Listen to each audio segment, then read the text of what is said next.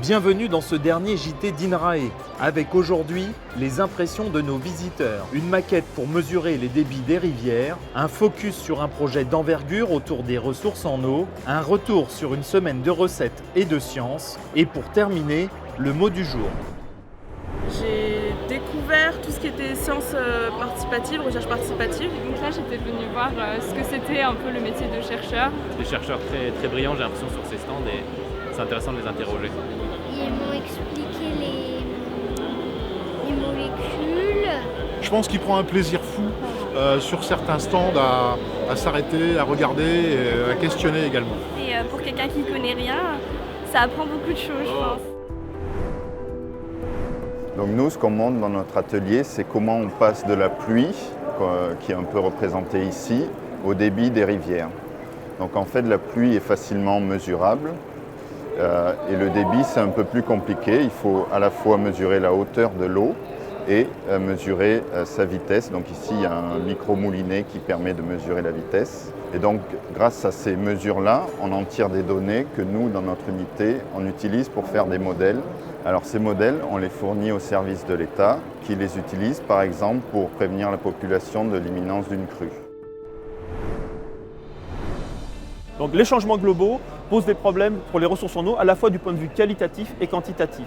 Face à l'ensemble des défis que posent ces changements globaux, il faut des approches plus systémiques, plus intégrées et qui mobilisent l'ensemble des acteurs pour replacer l'eau au centre des recherches. Le programme prioritaire de recherche One Water, eau bien commun, soutenu par le programme d'investissement d'avenir et piloté par INRAE, le BRGM et le CNRS, avec le support d'une dizaine de partenaires de la recherche académique, permet d'envisager de replacer l'eau réellement au cœur des enjeux de la gestion des socio-écosystèmes.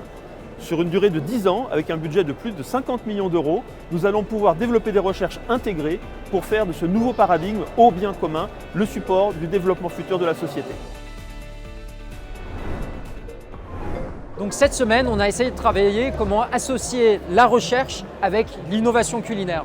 C'est justement adapter l'alimentation à des besoins, mais aussi des envies ou des attentes spécifiques pour des différents types de consommateurs.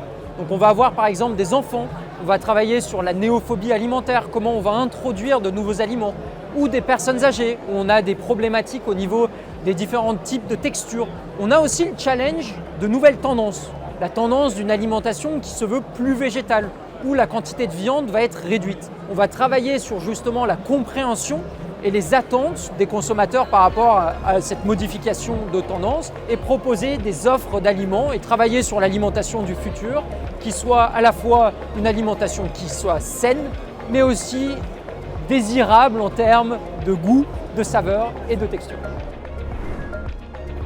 Pour conclure cette très belle semaine de retrouvailles au Salon de l'Agriculture, je voudrais dire un grand merci.